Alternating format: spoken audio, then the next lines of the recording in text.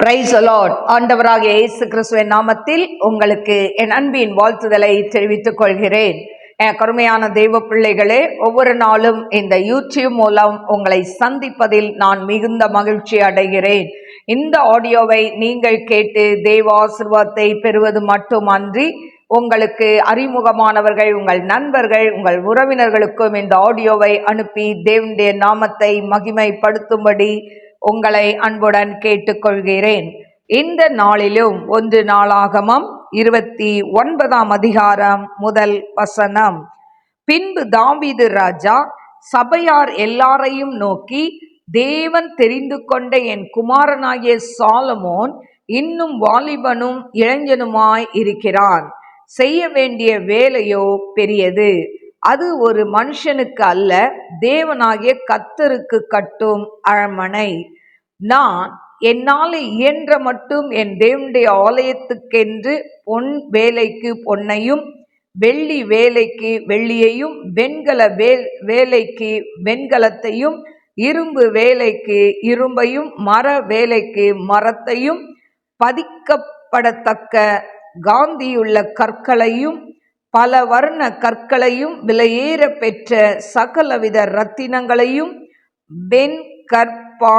பாலங்களையும், கோமேதக முதலிய கற்களையும் ஏராளமாக சபதரித்தேன். இன்னும் என் தேவனுடைய ஆலயத்தின் மேல் நான் வைத்திருக்கிற வாஞ்சையினால் பரிசுத்த ஆலயத்துக்காக நான் சபதரித்த அனைத்தையும் தவிர எனக்கு சொந்தமான பொன்னையும் வெள்ளியையும் என் தேவனுடைய ஆலயத்துக்கென்று கொடுக்கிறேன். அறைகளின் சுவர்களை மூடுவதற்காகவும், பொன் வேலைக்கு பொன்னும் வெள்ளி வேலைக்கு வெள்ளியும் உண்டாயிருக்கிறதற்காகவும், கம்மாளர் செய்யும் வேலை அனைத்திற்காகவும், ஓப்பீரின் தங்கமாகிய 3000 தாலந்து தங்கத்தையும், சுத்த வெள்ளியுமாகிய 7000 தாலந்து வெள்ளியையும் கொடுக்கிறேன். இப்போதும் உங்களில் இன்றைய தினம் கர்த்தருக்கு தன் கை காணிக்கைகளை செலுத்த மனப்பூர்வமானவர்கள் யார் என்றான். அப்பொழுது வம்சங்களின் பிரபுக்களும் இஸ்ரவேல் கோத்திரங்களின் பிரபுக்களும் 1000 பேருக்கு அதிபதிகளும் 100 பேருக்கு அதிபதிகளும் ராஜாவின் வேலைக்காரராகிய பிரபுக்களும் மனப்பூர்வமாய் தேவனுடைய ஆலயத்து வேலைக்கு 5000 தாலந்து பொன்னையும், 10000 தங்க காசையும், 10000 தாலந்து வெள்ளியையும், 10000 தாலந்து வெண்கலத்தையும், 1,00,000 தாலந்து இரும்பையும் கொடுத்தார்கள். யார் கையில் இரத்தினங்கள் இருந்ததோ அவர்கள் அவைகளையும் கர்த்தருடைய ஆலயத்து பொக்கிஷத்திற்கென்று கெர்சோனியனான எகியேலின் கையிலே கொடுத்தார்கள். இப்படி மனப்பூர்வமாய் கொடுத்ததற்காக ஜனங்கள் சந்தோஷப்பட்டார்கள். உத்தம இருதயத்தோடே உற்சாகமாய் கர்த்தருக்கு கொடுத்தார்கள். தாவீது ராஜாவும் மிகவும் சந்தோஷப்பட்டான். ஆகையால் தாவீது சபை அனைத்தின் கண்களுக்கு முன்பாகவும் கர்த்தருக்கு ஸ்தோத்திரம்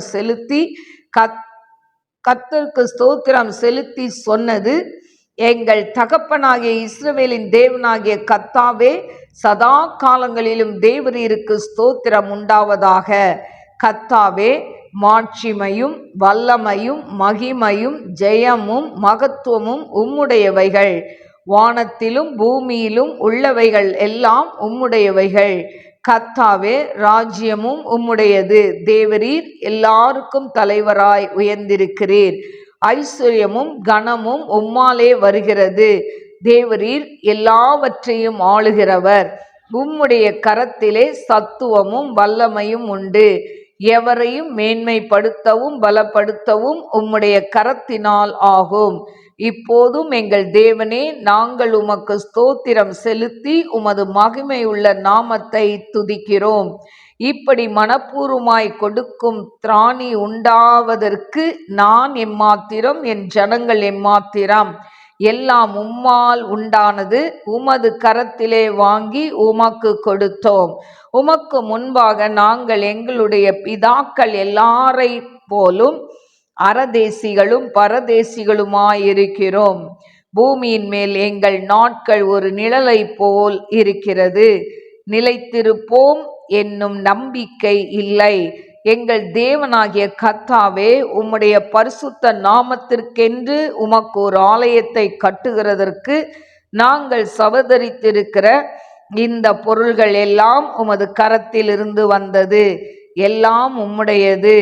என் தேவனே, நீர் இருதயத்தை சோதித்து உத்தம குணத்தில் பிரியமாய் இருக்கிறீர் என்பதை அறிவேன்.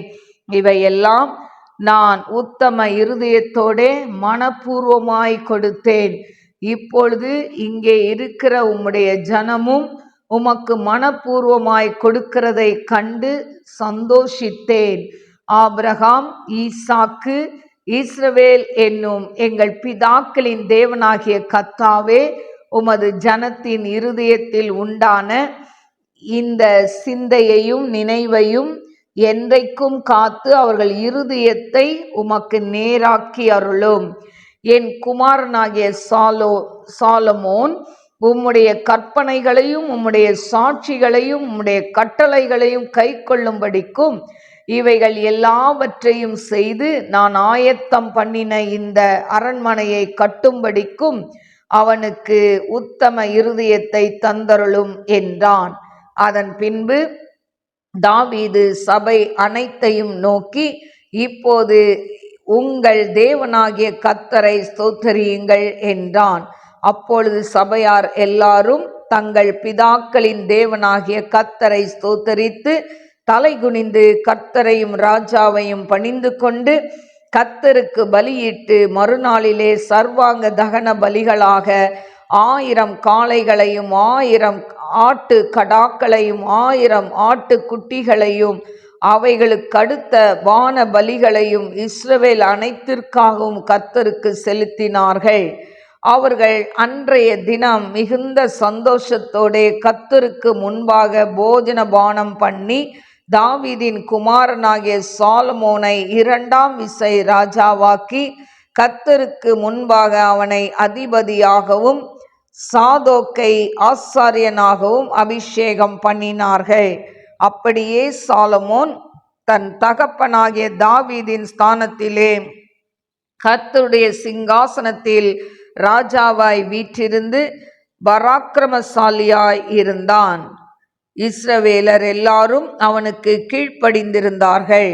சகல பிரபுக்களும் பராக்கிரமசாலிகளும் தாவீது ராஜாவினுடைய சகல குமாரரோடும் கூட ராஜாவாகிய சாலமோனுக்கு அடங்கி இருந்தார்கள். இஸ்ரவேலர் எல்லாரும் காண கர்த்தர் சாலமோனை மிகவும் பெரியவனாக்கி அவனுக்கு முன்னே இஸ்ரவேலின் ராஜாவான ஒருவனுக்கும் இல்லாதிருந்த ராஜரீக மகத்துவத்தை அவனுக்கு கட்டளையிட்டார். இவ்விதமாய் ஈசாயின் குமாரனாகிய தாவீது இஸ்ரவேல் அனைத்துக்கும் ராஜாவாய் இருந்தான். அவன் இஸ்ரவேலை அரசாண்ட நாட்கள் 40 வருஷம். எப்ரோனிலே 7 வருஷமும் எருசலேமிலே 33 வருஷமும் ராஜாவாய் இருந்தான்.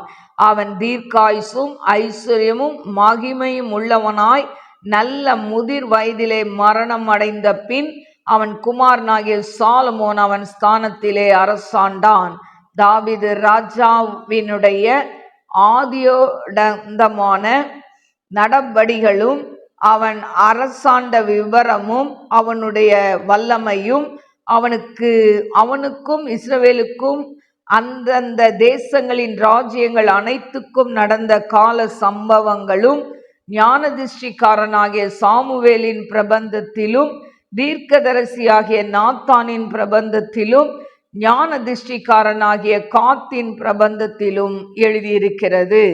என கருமையான தேவ பிள்ளைகளே, இந்த நாளிலும் 1 நாளாகமம் 29ஆம் அதிகாரம் 1 முதல் 30 வசனங்களை நான் வாசித்திருக்கிறேன்.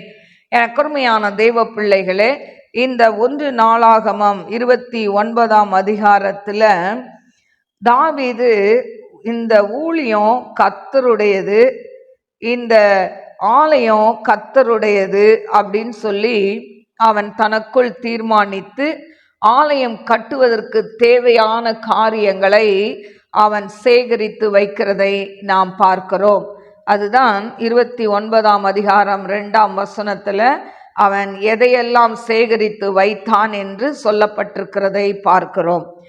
கருமையான தேவ பிள்ளைகளே, அவன் மட்டும் சேகரித்து வைக்கவில்லை, அவனுடைய ஜனங்களும் என்ன பண்றாங்க, அதாவது உற்சாகமாய் அந்த ஆலய வேலைக்கென்று சொல்லி அவர்கள் என்ன பண்றாங்களாம், உற்சாகமாய் கொண்டு வந்து காணிக்கை கொடுக்கிறதை நாம் பார்க்கிறோம்.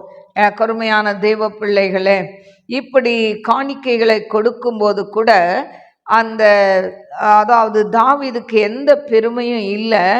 அவர் 14ஆம் வசனத்துல இப்படி மனப்பூர்வமாய் கொடுக்கும் திராணி உண்டாவதற்கு நான் எம்மாத்திரம், என் ஜனங்கள் எம்மாத்திரம், எல்லாம் உம்மால் உண்டானது, உமது கரத்திலே வாங்கி உமக்கு கொடுத்தோம்.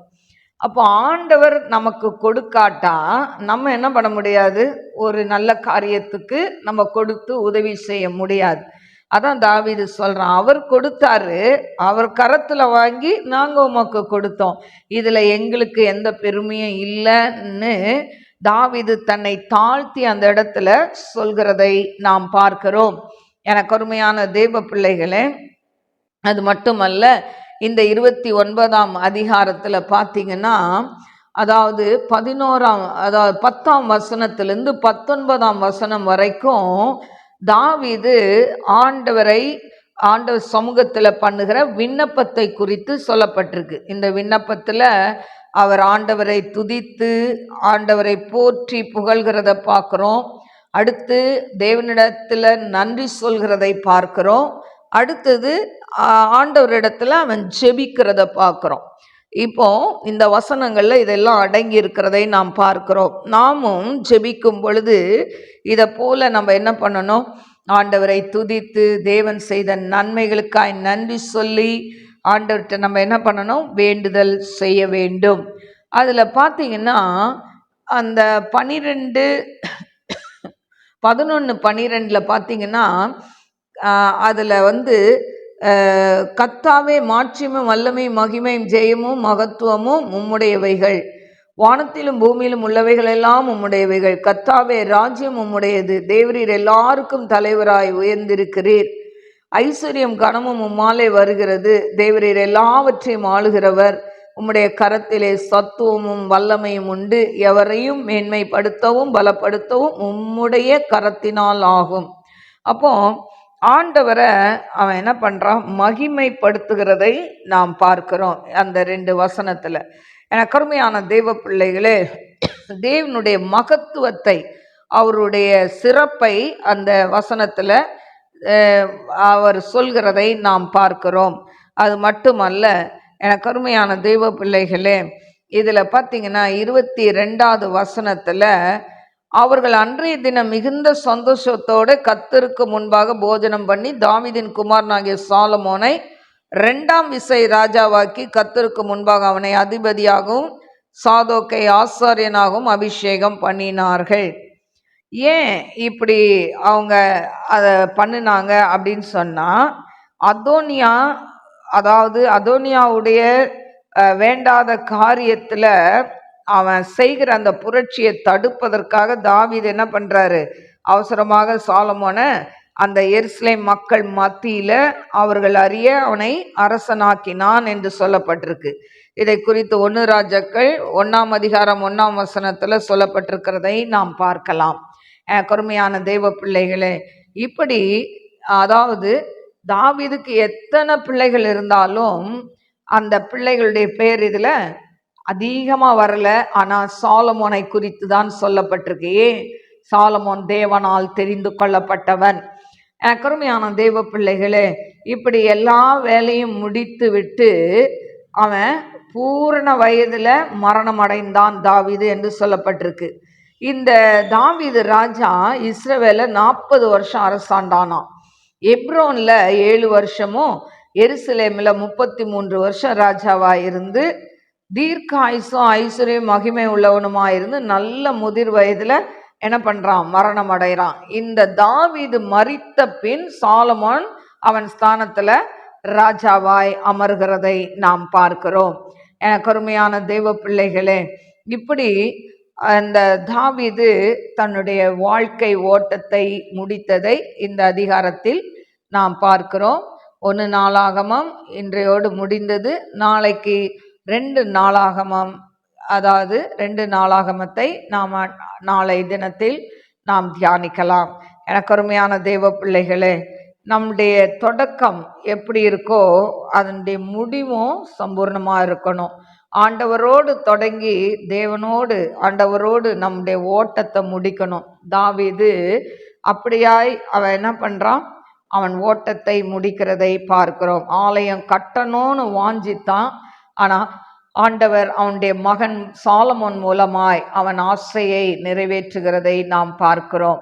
எனக்கு அருமையான தேவ பிள்ளைகளே, நாமும் நமக்கு கொடுத்த நாட்கள், ஆயுஸ் நாட்கள் வரைக்கும் நாம் தேவனிடத்தில் பெற்ற நன்மைகளுக்கு தேவனுக்கு நன்றி சொல்லி ஆண்டவருக்கு கடைசி வரை உண்மையா இருந்து ஆண்டவருக்கென்று ஏதாவது நாம் சாதிக்கிறவர்களாய் இந்த உலகத்தில் வாழ வேண்டும். நாம் இந்த உலகத்தில் ஒன்றையும் கொண்டு வரல, ஒன்றையும் கொண்டு போகிறது இல்லை. ஆனால் நாம் ஊழியத்துக்கென்று கொடுக்கும் பொழுது, ஊழியத்துக்கென்று ஜெபிக்கும் பொழுது, இல்லை நாமே ஊழியம் செய்யும் போது அதனுடைய பிரதிபலன் பரலோக அக்கௌண்ட்ல இருக்குன்றதை நாம் மறந்து போகக்கூடாது. ஹல்லேலூயா. கர்த்தர் உங்களை ஆசீர்வதிப்பாராக. கண்களை மூடி நாம் செபிப்போம். ஸ்தோத்திரிக்கிறேன் ஆண்டவரே, மகா பரிசுத்தமுள்ள நல்ல தகப்பனே, இந்த நாளிலும் தாவீது எப்படி தன் ஓட்டத்தை முடித்தார் என்று சொல்லி ஆண்டவரே இந்த கர்த்தாவே அதிகாரத்தில் நாங்கள் தியானித்தோம். ஆண்டவரே ஏசப்பா, எத்தனையோ பேர் தன்னுடைய பிள்ளைகளுக்கு செய்ய வேண்டிய கடமையை செய்யாம போறாங்க. ஆனா தாவீது, தகப்பனே அப்பா, தகப்பனை யுத்தம் பண்ணினாலும் இரத்த கரை படிந்த கரங்களா இருந்தாலும் ஆண்டவரே உமக்கென்று ஆலயம் கட்டணும்னு நினைச்சானேப்பா. ஆண்டவரே அவன் நினைத்ததை அவனுடைய மகன் சாலமோன் மூலம் நிறைவேற்றினீங்க. ஆனாலும் அதற்கு வேண்டிய ஆலய கட்டுமான பணிக்கு தேவையான காரியங்களை எல்லாம் அவன் சேர்த்து வைத்தான், சபதரித்தான் என்று சொல்லப்பட்டிருக்கிறதை நாங்கள் பார்க்கிறோம். ஆண்டவரே அப்படியாய் தன்னுடைய பிள்ளைகளுக்கு ஆண்டவரே அவன் கர்த்தாவே நல்லதை செய்து அவன் கடந்து போகிறதை நாங்கள் பார்க்கிறோம்.